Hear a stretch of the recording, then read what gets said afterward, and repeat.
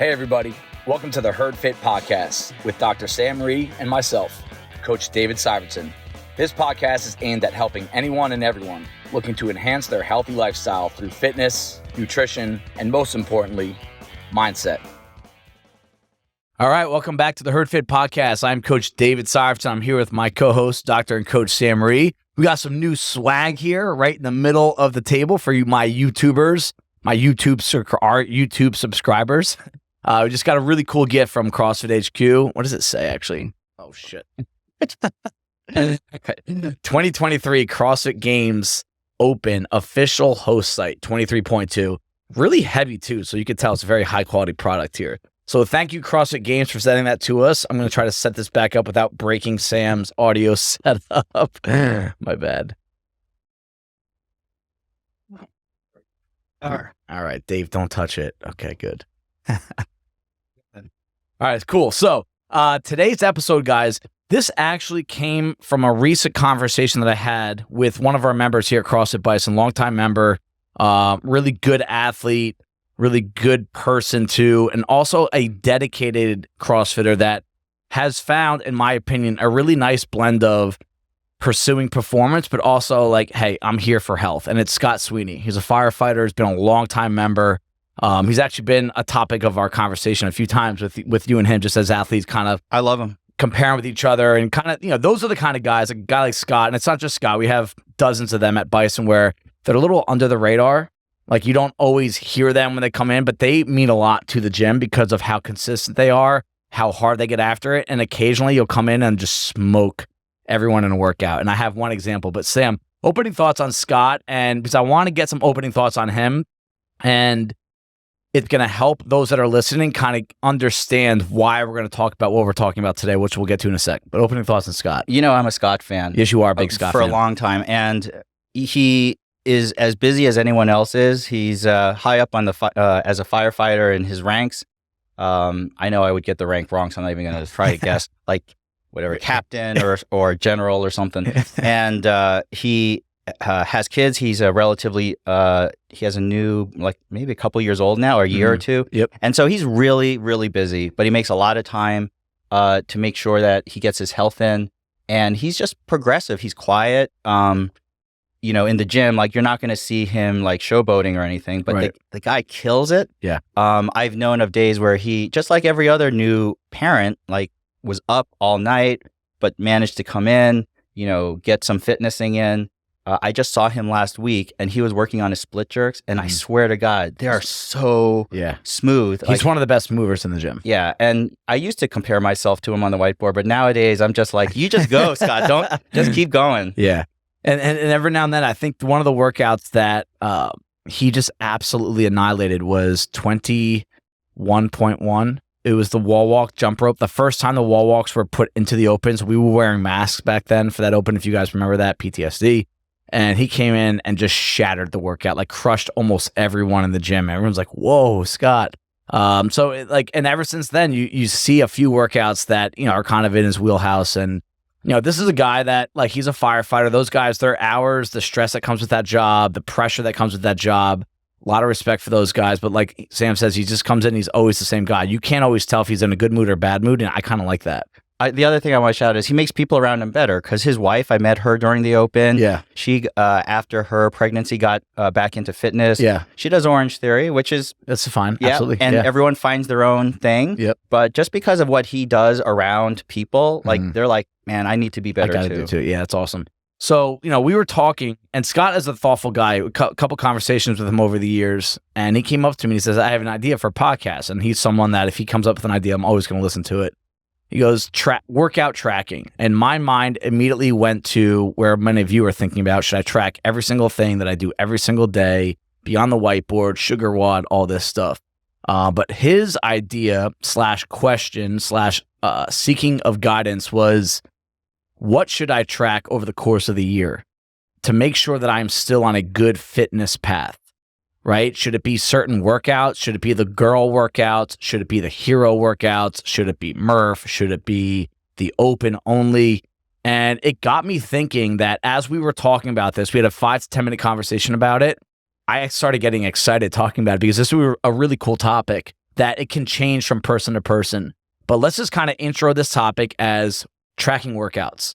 When I started at CrossFit Hoboken, I think a lot of you guys did this too. You're motivated. You're trying to always get some more input and information on how to get the most out of this.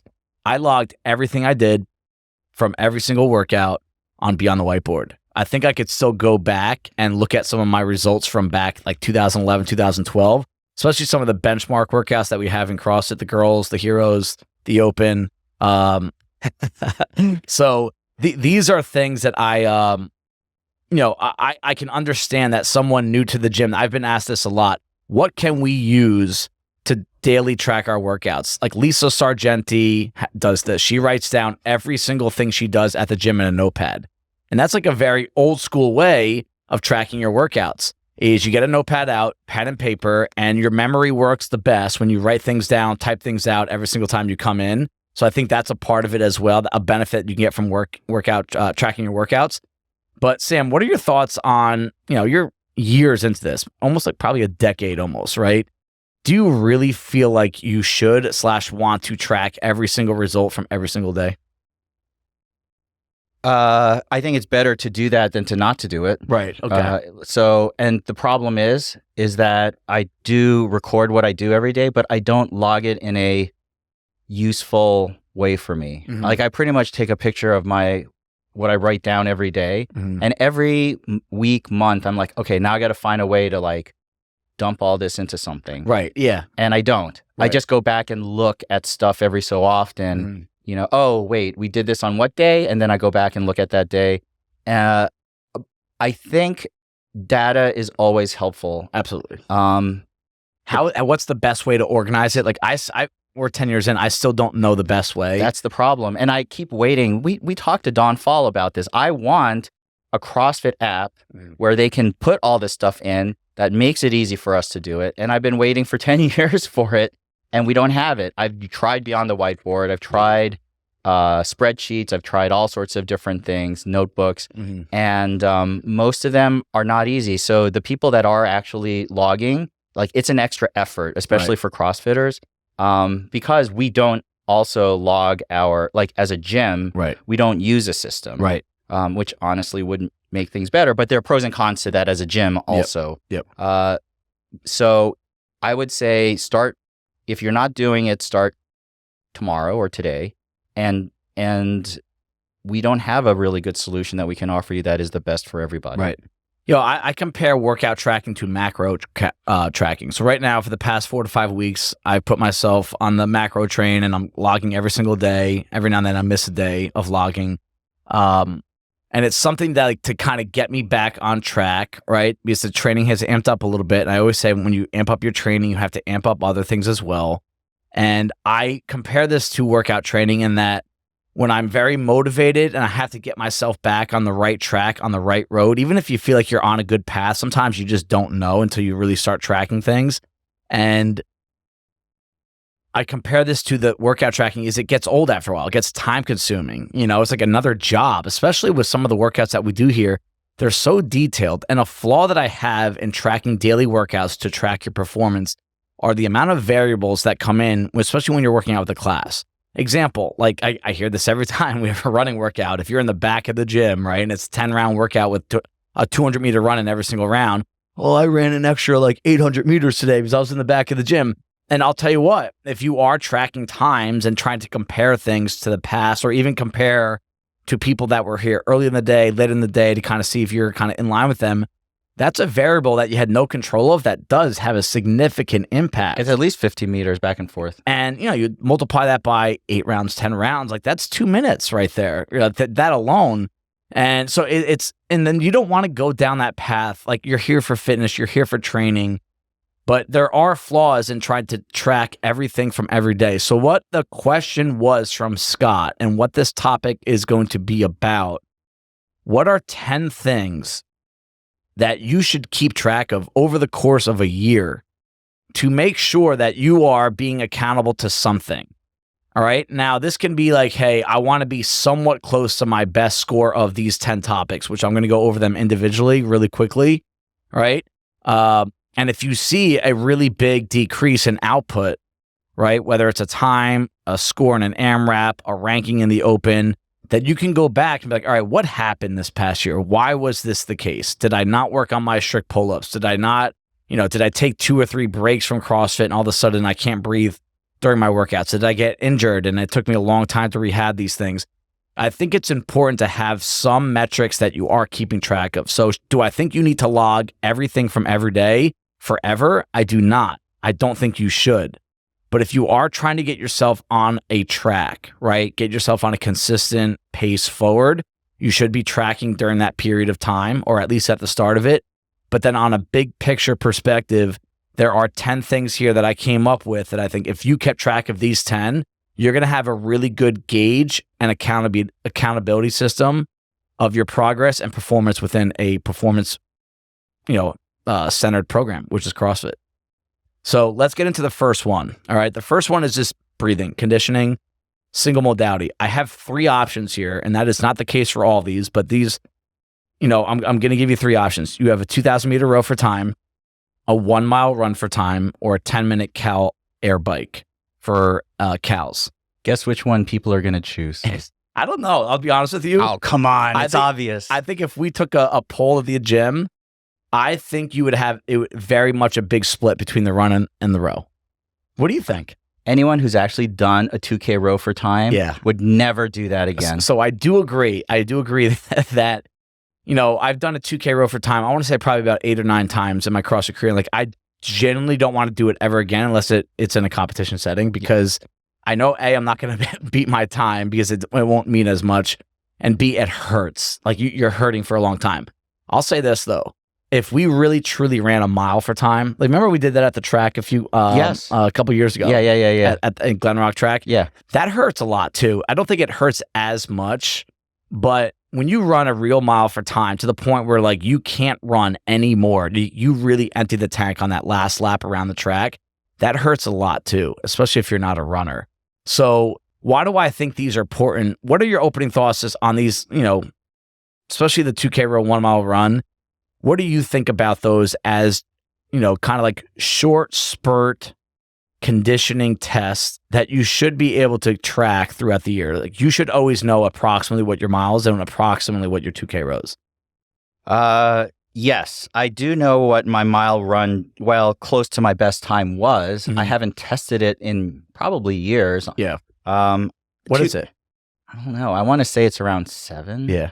And then I've never really actually tested a 10-minute cal bike, and I can't even remember what a 2K. I probably did, and I don't remember what it is. Yeah, my guess would you be around 7 to 7:15. Yeah, is my guess. And so my other question to myself is, do I want to check in on these things yearly? So that's why the first thing Scott came up with was like, is a 2K row or a 1K row? Even 1K row, you can make a case is worse. But it's funny. The first thing that I said to him was the same. I don't want to go and test this again. And I'll say this. Do you need to PR these? That's the question. Time? That's the problem that I think there's a disconnect with all of these tests. Yeah. And the answer is no. It's not about the PR, right? I'm all about the PR. I love PRs, right? But the more you do CrossFit, okay, I think once you get past that 6-7 year mark, it's possible you're never going to have one again from your past, or especially as you're getting older, or that the gains are going to be so small. It's going to be like a second or two. And do you want to put yourself in a 7-minute pain cave so that your 2K row time is 1 second faster? So I think on all of these metrics that I'm going to throw at you, I would say if you're within 10% of your all-time PR, I think it's a win. Also, if you're within 5% of your previous. Now, these are numbers. I don't have an algorithm. I don't have a spreadsheet that come up with these, but I just use my personal PRs on these scores that I have. And I'm like, you know what? I'm cool with that. If I'm within 10% of my all-time best, I'm in a good spot. That means I'm still working hard. I'm not ignoring a certain area of fitness, right? Like a 2K row. I think my best 2K row ever was 6:14. Mm-hmm. Okay. Wow. So if I ever were to try and pursue that score, all right, I don't think I could do it right now. Even though I do feel like my rowing is still strong, my conditioning is still there.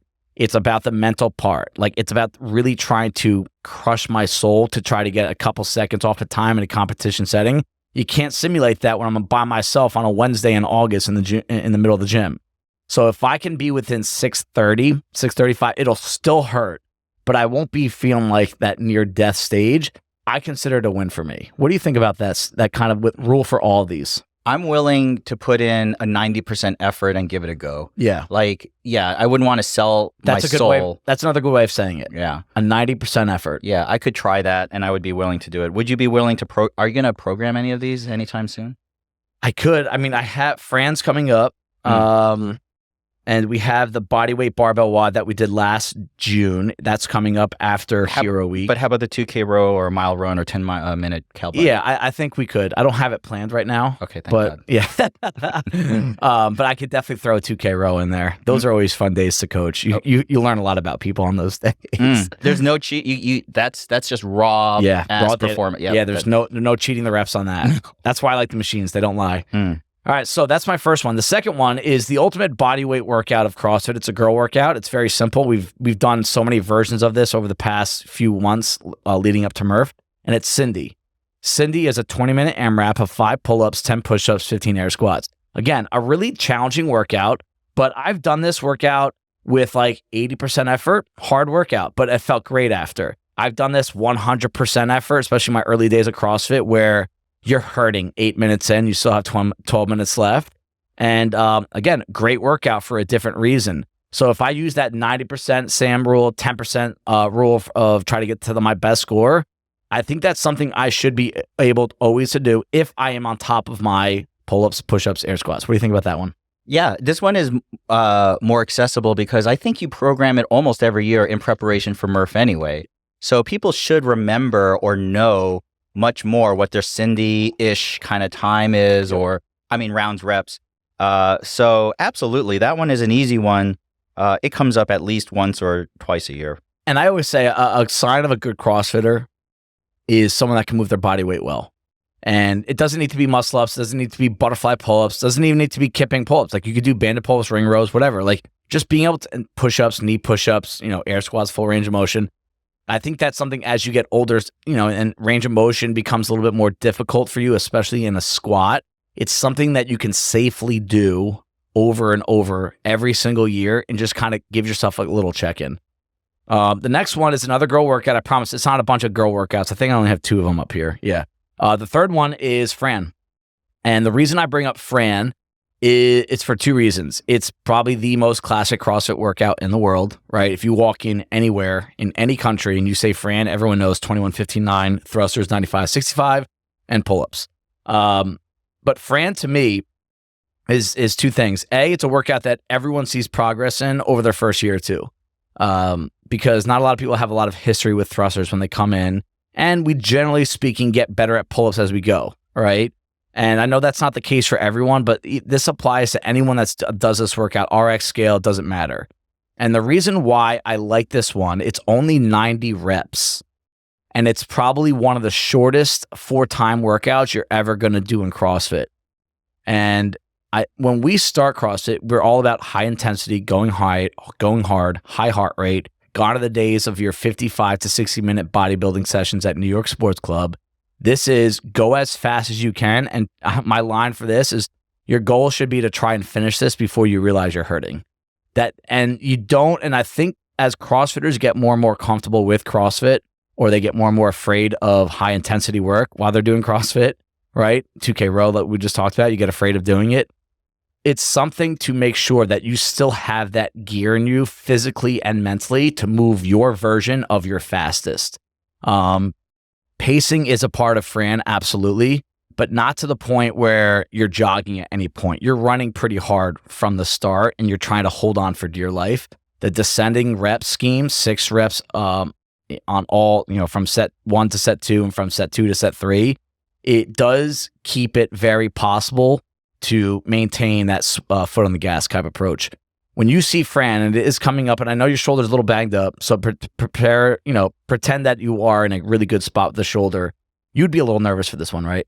Yeah, I'm always nervous for 2 reasons. One is you do have to let the limiter off. Like you just have to go. Mm-hmm. And I'm like, am I gonna blow a piston doing this Yeah. one. Like, because I would have to warm up a lot Yeah. and get really like fully in. Because I've seen people who just go in cold and you hurt something, like Yep. you know, they strain something or whatever. Like you have to really warm up for it. Yeah. And second, but I would be excited. I would be like, let me, you know, if it was in a comp or something, yes. Like, didn't we just see this in quarters? I think of McKinney doing something similar to Well, this. we saw 27, 21, 59 yeah. cow row thruster. Right. So we see variations of For Fran sure. all the time. Yeah, that pull push combo. Yeah. We rarely see just naked Fran, just classic Fran. Right. Very often. Yeah, we've seen heavy Fran. We've seen Fran with like ascending weights and ascending complexity of gymnastics. And those are all cool workouts and they all have their intended stimulus. But the stimulus of Fran is like, 2 movements, 90 reps, go as fast as you can. Right. A lot of this is technique because your pull-ups have to be perfect. Yep. And then you just have to grit your teeth and get through those thrusters. Yeah. Like you said, before you even realize you're dying. That's really, that's the goal on this workout is try to get it done before you realize you're in a lot of pain. Fran lung is a thing. You hear people talk about it all the time. Just heard it this past week. Yes. Yeah. And it's a common term. And this is the reason why. Yeah. So I really do think if you're a CrossFitter, you should be try to get Fran in every year. And the last thing I'll say about it is if you feel like you've gone backwards on Fran, I want you to do one of two things. Assess, hey, have you lost some fitness with this workout, which is possible, and it's not the end of the world if you have, but also, have you mentally lost some of it? We talk about the mental approach here on this podcast so often, and I try to be as nice as possible. I also want to be bluntly honest at some point that I think a lot of people will lose seconds, maybe even minutes on their Fran time because they're not mentally tough anymore. They don't want to go into that pain cave. They'll come up with a reason why, like, oh, I'm older, I have kids, I have a job, don't want to get hurt, blah, blah, blah, right? And I don't want you to get hurt either. But I do think a big part of CrossFit training is that you should be able to have that switch every now and then. And it can be once every 2-3 months. It does not need to be every week. But if you've lost that switch, I think you lose out on a lot of potential benefits that you get from CrossFit, okay? So that's really, I think that's the main reason why I put Fran on here.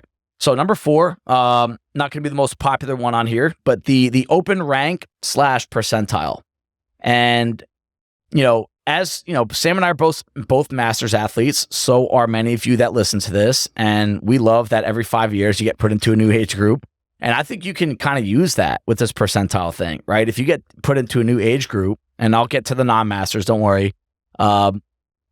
You're in an age group for 5 years. If you go down by 1 or 2%, that kind of coincides with what's happening in the real world, right? You're getting older and younger people are coming into your group. But when you get to that new age group, you should see a spike in your percentile.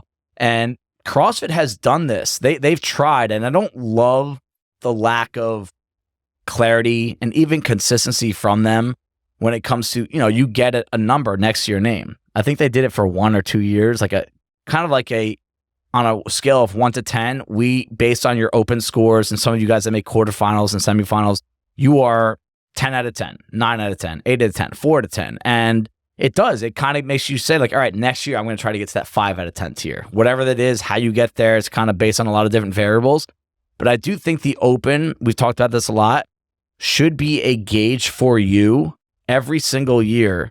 And it doesn't necessarily even need to be, where did you rank in your gym? Where did you rank around the world? It doesn't have to be that. I think it can be, but it could even be, did you get in really good shape prior to? Were you really disciplined with the reset program, the nutrition, the lifestyle stuff leading to the open? Did you get to RX everything? Did you get to RX anything? We've seen that kind of progress. We got asked that during the open announcement. What's one of the coolest things about the open? And I talked about it. I was like, it's so cool to watch. Last year, people couldn't do toast bar. They just did 50 toast bar after a 60 cal row. That's something that you get from the open. So it doesn't necessarily have to be your rank, although I do think it's as objective as you're going to find based on a fitness test where you don't know what the workouts are going to be. This is one that no one has any excuse not to use, because I assume if you're a CrossFitter, you're signed up for the open. Even if you write nothing down or log nothing, you don't log anything, you will have this because you're logging it into the CrossFit website and you can see your ranking every year. Right. Like even if you write nothing else down. We've talked about the how to use the open to sort of gauge your progress and your performance. And it is imperfect. Maybe the workouts didn't line up with your strength this year, or maybe they did last year and now they went down this year. Like, there are so many different little things about it, but it's an easy measure to use. It does also expose your weaknesses. So maybe, like you're saying, well, why did my percentile go down this year? Oh, there were this movement on there, and that's why. Like, these are all easy, like, very low-hanging fruit for a CrossFit athlete to sort of look at and use. And you're right. As a masters, I have seen for the past 3. I'm in the 50 to 54 division. Do you have one more year in that division? Me too. Yeah. So I just keep sliding. See you in a couple of years. I know. Exactly. And that's the one great thing about Masters. I cannot tell you how many Masters have told me, I can't wait to move up division. It keeps you, I already can't wait till I'm at 40. That is the one thing to look forward to as you get older, is that you can crush it again in a new division. And so I feel like it is a struggle, but it is also good to gauge yourself against that whole group of people. I think if you're under 34, you could probably also use it as a metric, probably a little differently. Yeah, a little differently. Definitely a much more competitive division. But what I like about this, and this might only happen after you're in the game for a few years, like maybe year 3, you could really start looking at. But I love how you can go back and look at where your percentile was every single year. Like, I've done that for, I think, 12, 11 years now. And if you have an off year, it happens. Whether it's injury-based, programming-based, you can come up with a list of excuses there. You should have a very good feel after 3 years and beyond where you kind of stack up. And again, let's stay away from the top 10%, the top 20%. It doesn't matter. What are your numbers? Are they 41? 58, 36, 72, 34. That, to me, is a really inconsistent CrossFitter. And that can come from a lot of different reasons, but sometimes those reasons are you. You need to fix some of your consistency habits. It's information that I think everyone can use. Like Sam said, the best one is, why did I drop? Why did I increase, right? Like, it's funny how when we have a bad open, and your percentile is a lot different than it used to be, it's programming's fault, right? Like, they didn't have handstand push-ups, but they had rowing. They didn't have heavy lifting at all. Like, come on, what are we doing? Aren't we lifting weights? Like, what are we doing? But then when that person has a good open, they never say, like, I got a little lucky with programming. It's always, I'm a victim. I'm never, the beneficiary. So, but no matter what, if you see a lot of varying numbers, like, I think that's something, especially over the course of years in that open division, because you are using everyone's data at that point, not just an age group. Sometimes the age group can lie to you a little bit. The other thing is that I look at our gym's rankings of athletes, and what that helps me as a coach is, one, identify athletes that maybe are not on my radar, but if they're higher than I would have expected, I was like, they're more complete of an athlete than I thought. Absolutely. And I also like seeing it because there are a bunch of young guns and newcomers, and you're like, woof, look at those guys starting to shoot up the ranks. Yeah, ladies, watch out for Tara. Yeah, I'm telling you. So I look at those rankings of the open performances within our gym every year to see who's consistent, who's moving up, who am I sort of missing in terms of who's sneaky good. And because pretty much everyone in the top 10 or 15 or 20, they're pretty good at almost everything. Right. Like, they're not one-trick ponies. Like, there are certain people who are just so awesome at one or two things, like a heavy lift. But these are people who are consistently good over a wide range of movements. Yeah, that's a great way of putting it too. And like, I always want to be sensitive to, ranking people in the gym, but there is a ranking system that we can use in the open, and you can go check it out yourself if you want to, and you can look at it year after year. And Sam's right that the people that you do see at the top, every single year, it's not because they're better. It's not because they are more gifted or they have this background or they've been doing CrossFit this long. They're just consistent, and that's I hope that inspires people. It doesn't make people bitter or angry or jealous about it. It has nothing to do with they're better or worse than you. It's a habit that comes from consistency. It's a result that comes from consistency. Keith Andrews, look out for that kid. Yeah, watch out for Keith Andrews. We'll see. Yeah, Kayla's the one that should watch out for Keith Andrews. She doesn't want him working out here that often, just in case. So all right. So my lifters, I can hear you in my ears right now. They're saying, "Why aren't you talking about lifting?" My next 3 are strength based. One of them is just raw strength. very important that we all keep track of these. Okay, the CrossFit total. Now, the CrossFit total, I'm going to talk about this two ways. The CrossFit total is a workout. They generally, I think we've only done it once in the history of Bison. Logistically and safety-wise, don't feel great about it. But I do go back and forth in my head, just so you know. The CrossFit total is essentially you have 30 minutes, sometimes it's more, but in a class setting would be 30 minutes to find your 1 rep max deadlift, back squat, and strict press. You add all of those numbers up together, those successful lifts, and that is your CrossFit total. And I remember when I first started CrossFit, I always wanted to have a long-term goal of getting that number over 1,000 pounds. And that made me work on my strict press, back squat, deadlift. When I started CrossFit, we were huge on that at Hoboken. We were basically always throughout the year working on a deadlift or back squat or strict press, like throughout the entire year for multiple years. And I can see why. There's a method behind it, but there's also, it's really important to have 3 different lifting patterns, movement patterns. Think about what that deadlift is. It's a hinge. Squat is a squat. Press is a press, obviously, right? So 3 completely different movement patterns. And if you are strong in all 3, you're doing a really good job. If you're strong in 2, but really weak in 1, that should set off, a little bit of an alarm in your head. If you're only strong with one of them and you're really weak with the other 2, then you could basically say, all right, I cherry pick everything when I do this raw strength work. And there's not a ton of technique here. That's why I do think there are, and we will get into some technique strength lifts coming up, but just raw strength, I think it's really important, especially as you get older.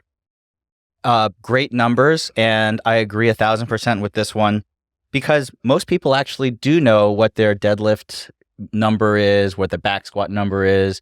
Maybe not so much with the strict press, but most people there's not a huge variation with strict press. And we press a lot. Yeah. So most people will know around what they can get with a strict press. Yeah.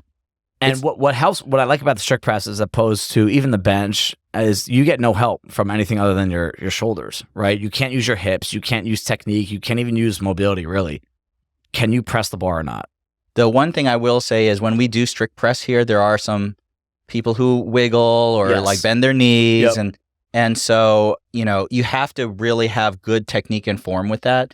And we did test this. Wait, did this come up on one of the ACOGs or age group online qualifiers? Quarterfinals 2022. Yeah. We had 30 minutes to find it. Yeah. And I remember doing this, and it was a great challenge. I loved it, actually. I was scared of it because, heavy deadlift, then heavy back squat. Yeah. I was scared too, yeah. Yeah. But since you said you don't have to test all 3 at once, right? I think everyone should keep track of these numbers because you probably already do, right? And you should know what they are. Yep. And again, remember the 10% rule, right? Like I PR'd my deadlift and back squat during the quarterfinals because of this situation. If you told me to go do it even 2 weeks after, I wouldn't have been able to do it.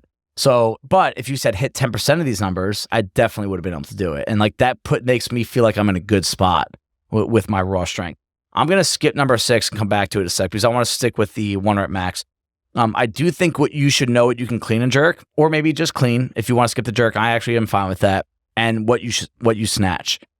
Does that mean you need to go full bore into a only lifting program because there's a lot of mobility and safety concerns, especially with the snatch? No, I just think that you should be able to hit 90% of those lifts at any certain point throughout the year.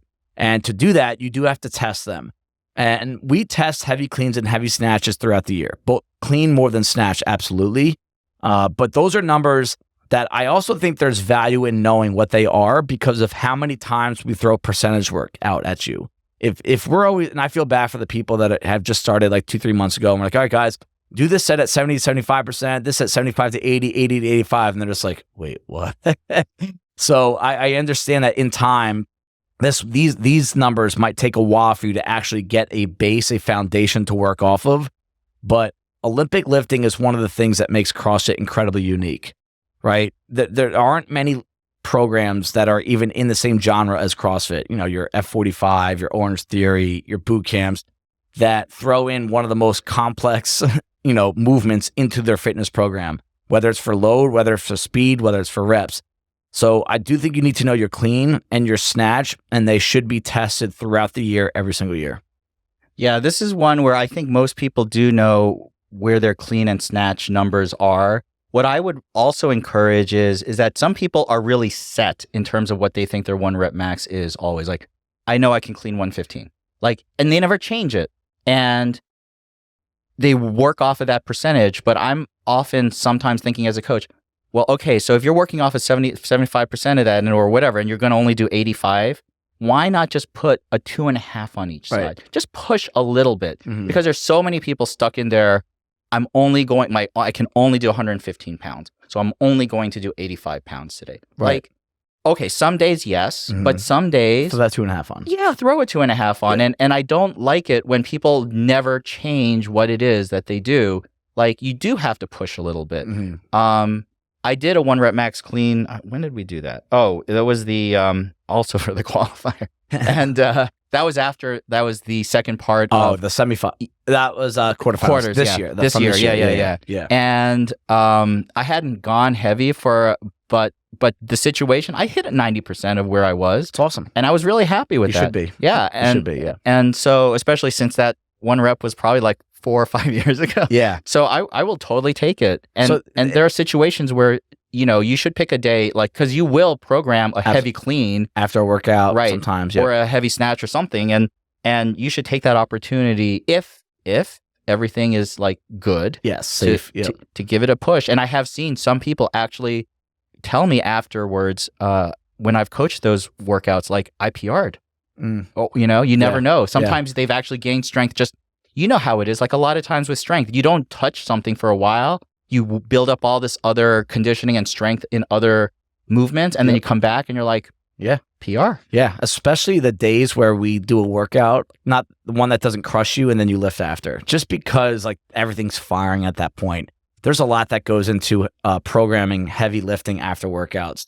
And we've done that since day one, because I believe in that's, like, it's cool to be strong, but it's cooler to be strong when you're tired. And I think that's really functional. Like, I always think about that now, like, if I ever get into a fight with a grizzly bear when I'm hiking with Brock, I got to be strong when I'm tired, So, you don't want to be the person that just kind of gave up. Like, oh, sorry, grizzly bear, I can't fight with you because I'm a little too tired right now. So, I love that logic. But, I do think that the last thing we'll say about the Oli lifts with the 1 rep max, you could apply this to the power lifts as well, is it's got to be safe.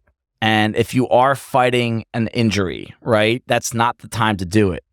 All right. So I want to put that out there first with an asterisk underneath it, that you got to, at some point, not always be afraid of really committing to the lift. And, if something doesn't feel right, or you're not bending correctly, you're not moving correctly, the nervous system's a little beat up, you're tired, stress, all that, then you pick another day, you fight, lift to fight another day. But at some point, I do want to see some people, kind of take that chance and just really see what you're capable of, because sometimes you don't know until you take that chance.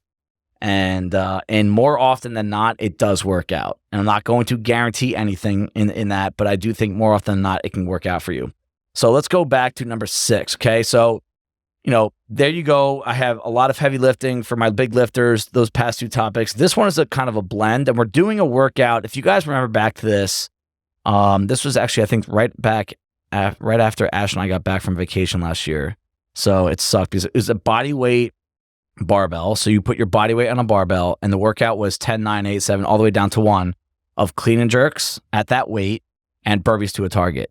So definitely a lifting centered workout. And this is why, and you can play around this. I can help program for those that want different movements or even a percentage of your body weight. Like, I know body weight clean and jerks is not an option for some people with that movement, and that's okay. What if I said 75%? What if I said 50%? Again, these are things that you could check in on year after year. And I'm a big believer in workouts like this. We have a few of them coming up where you put your body weight or a percentage of it on the barbell, and you have to lift it a decent amount of times, nothing crazy, and it's mixed in with something else that's relatively simple.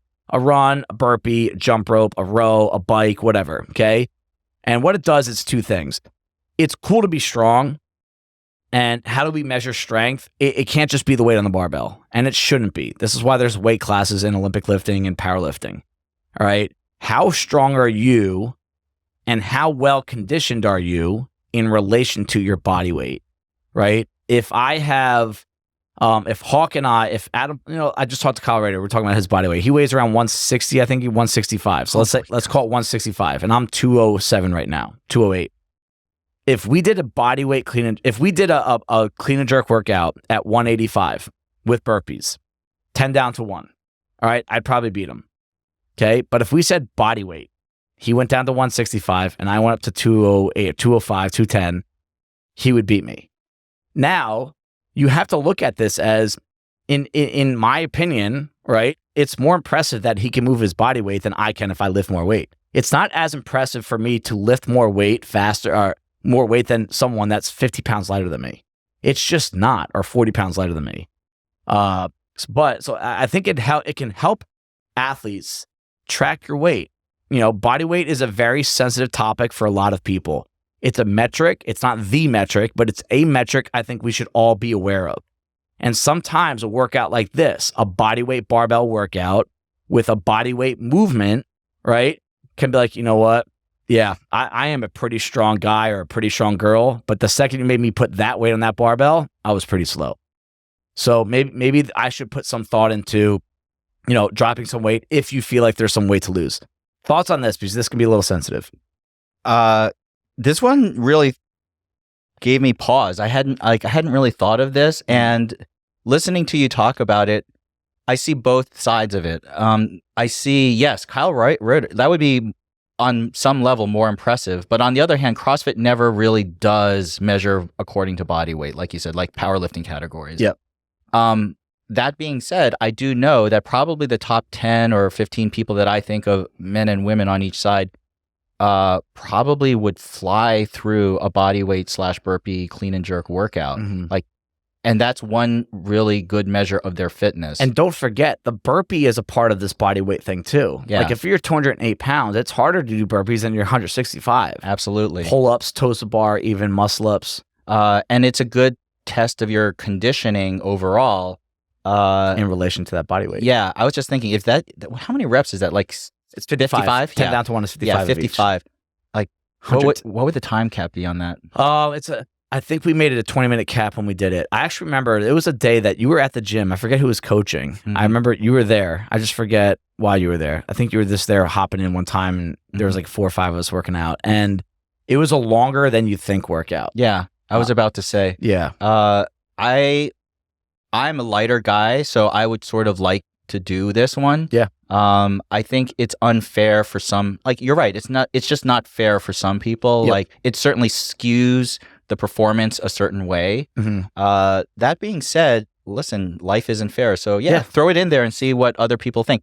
I don't think you see this. Do you program something like this every year? Other than like Thanksgiving, 100. No, yeah, that's not even a workout to me. I do throw a body weight barbell in at least once a year. Okay. And we've also seen one of the CrossFit New Girl workouts. I remember we did this one as well. This is 10 down to 1, body weight clean and jerk, and bar muscle ups. And that's a different level. That's not as inclusive. Like everyone could do burpees. So I like that because it's a little bit more inclusive. The muscle ups, you just have more scaling, so you don't get a great gauge. But if you do have both movements, that's a good test too. I think that really favors, the smaller athletes, if you have muscle ups. But again, if a bigger athlete is really struggling with some components of CrossFit, and what is this topic? Am I really keeping track of all these metrics to help me, maintain my performance within CrossFit? Your body weight matters.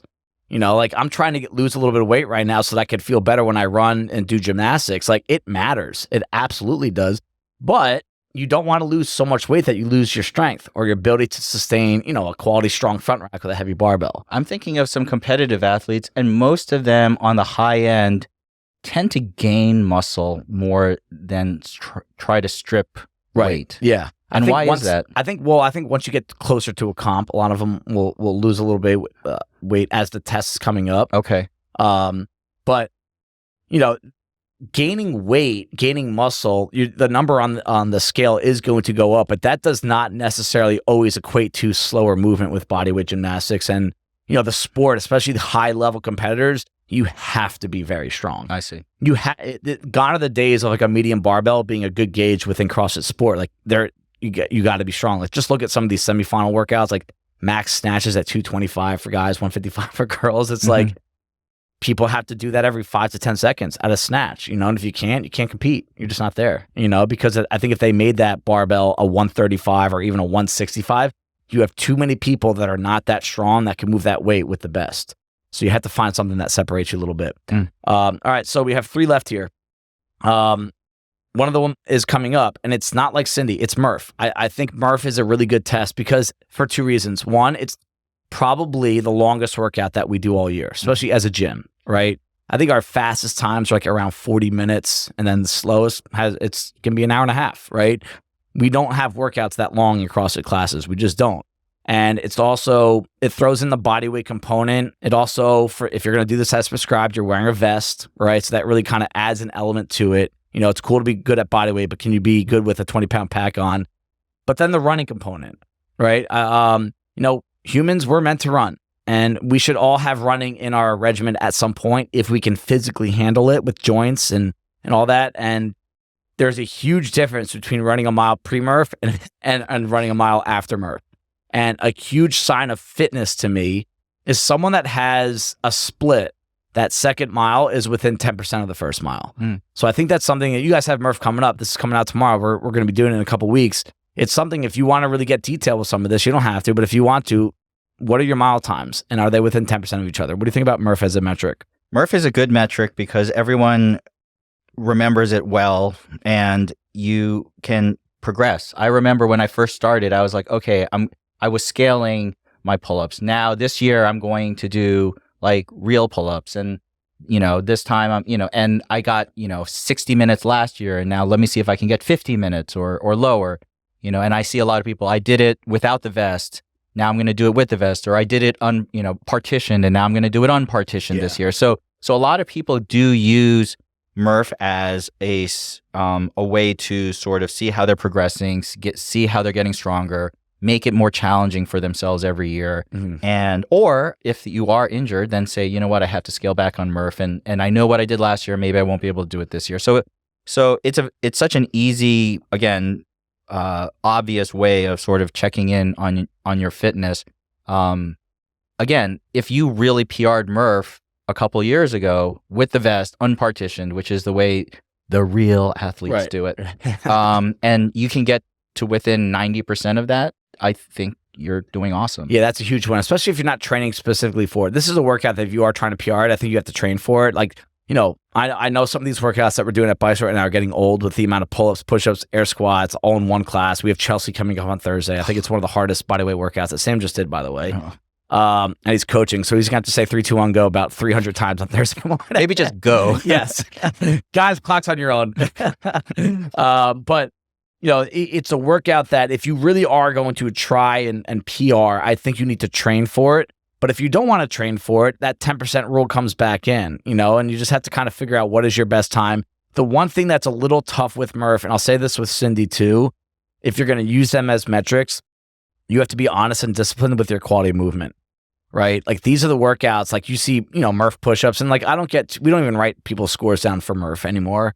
Because it's more of like a celebration thing that we do together. But if you are one of those people that really wants to get after it, I think you should video some of your squats and push-ups and just watch it after and be like, all right, am I really hitting the range of motion standards? Because I'd say 7 out of 10 people that I watched during Murph, they're not doing real reps. And I'm not going to say a word to them. It's their thing. It's their body. And we're not keeping track of it. But if we were recording times or it was a competition setting, you'd be no repping people left and right. You're going to see some ugly shit on Thursday during Chelsea.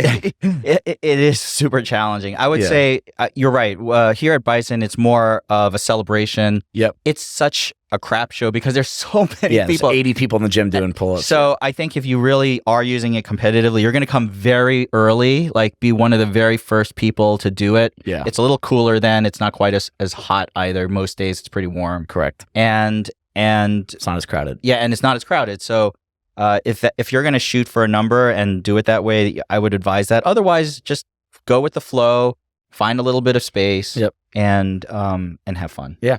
All right. So we have 2 left. One of them is performance center. One of them not so much. But the gymnastics, right? The gymnasts in there, right? I can hear you guys here too. You know, we talked about the lifters. We gave them 2 topics here. All right. The gymnasts. I think this is something I, for myself, keep track of throughout the year. I usually test test all these movements over the course of the year, and it's 1 minute of max reps And you do not need to do them in a row. If anything, I would suggest not doing them in the same day. You could maybe pick 2 of them with like a 5 to 10 minute break in between. But, I like to know how many muscle ups in a minute I can do, pull ups, toes to bar, chest to bar, wall walks, handstand push ups, pistols when my knee's good, and even burpees.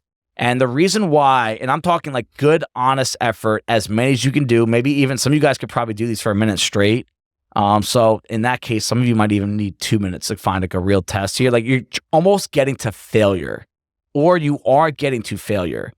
And it really, you know how many times I talked about reps per minute, right? My reps per minute on these movements have stemmed from how many I know I can do in a minute when it's just that. So if it's a 15-minute workout and there's 20 pull-ups at a time and my number is 45, then it's like, all right, I know that I shouldn't be doing more than half that in a minute. Like I got to make sure I can pace this out a little bit.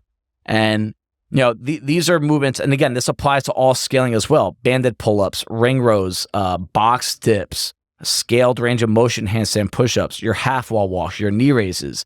Because it's not, with the lifting, it's about what can you do once. Gymnastics, it's almost always going to be how many you can do in a row, right? Like we just did that Friday workout with the wall balls, and it was pull-ups, chest to bar, then muscle-ups, right? That Friday workout that we just did. Nasty. And it was nasty, and I came in, I was a little beat up. I didn't want to go after it, and I didn't. I didn't go as fast as I could.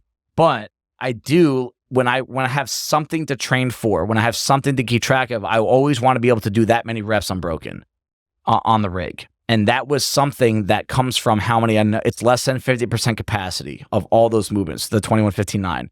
So I know, like, hey, no matter what, when it's under 50% of my capacity, I should be able to do these unbroken, right? It's such an advantage as a competitive athlete to know these numbers going into a workout. When I coach, I know not that many people necessarily who's a more casual athlete will know any of these numbers. Mm-hmm. In the warm-up, I try to do some mini version of the workout to give people a sense of how many reps they expect that they would be able to do during the workout, what their pacing should be, ideally, if I can do that as a coach. Yeah. But that's just because if I was coaching all competitive athletes, they would automatically know, hey, listen, I have 10 push-ups or 15, muscle-ups and this and that in the workout. I should finish each round by this time.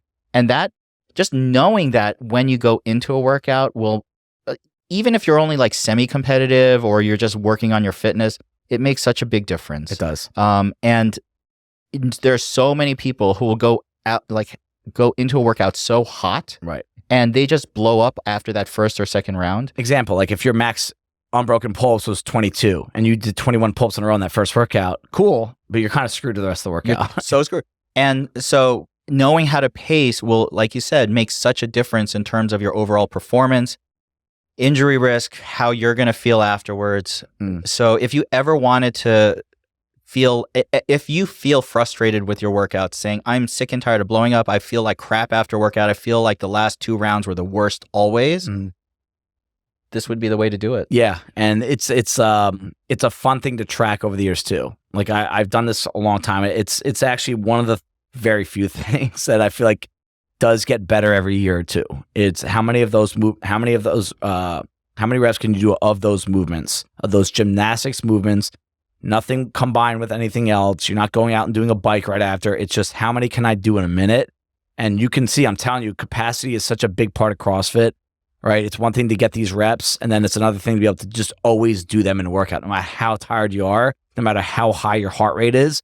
And this is really the way to kind of see if you're moving the needle in the right direction or staying within 10%. I would even suggest, pick all these movements, get a couple friends, open gym, 1 movement a week, 1 minute, say, all right, we're all going to do as many pull-ups as we can in one minute. Yeah, and then do something else with work. You could do 2 of these, just spread it out by 5 to 10 minutes. Right, and then you'll have your number, you keep track of it, and that's it. Yeah, that's awesome. So the last one, I was actually struggling to find the last one because I really am trying to keep my own bias out of it, and this list has some of my bias and some of them obviously I'm not biased.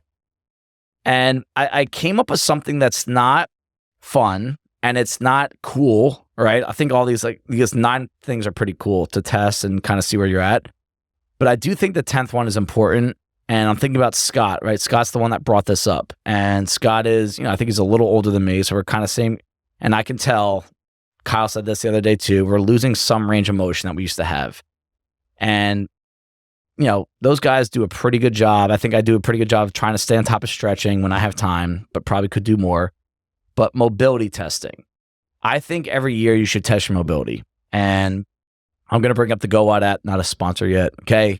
The GoWatt app, you can test your mobility on there. And it gives you a tangible score. And it's pretty detailed and it's pretty objective with like, hey, you are 80% here and 13% there, right? I have one side of my body, my shoulders, that are so much more mobile than the other. And I'm working on that. And I could actually start to feel it's affecting how I feel in overhead squats. But I think mobility testing should be something that you kind of play around with every single year. And this could be your hamstrings, it could be your low back, it could be your thoracic, it could be everything. I know this isn't cool, Sam, but what do you think about this? I never even thought about this until I saw this on the list. Mm-hmm. And I was wondering, how are you going to test this objectively? And I guess you would need something like a GoWatt app to really measure that. Yeah. I know that there is another, is that franchise? Is it Pliability or some stretching? Dave Lancelotti was telling me about it. It's somewhere. There's a place called Stretch. Maybe it's called Stretch. Yeah. And they do that kind of objective mobility testing, and they tell you exactly like what sucks about your mobility. Yeah, which is awesome. It's not as objective. Like, hey, last year you were 74%. Now you're 78%. Like, I would love to get something like that. Right. But I remember having a conversation with Dallas about this, where when Britta was having a really hard time with her shoulder. Yeah. And he asked, he's like, if I have you do this mobility for the next 9 months, 3 days a week, and I can get this, this PVC 2 inches back further next year, would you do it?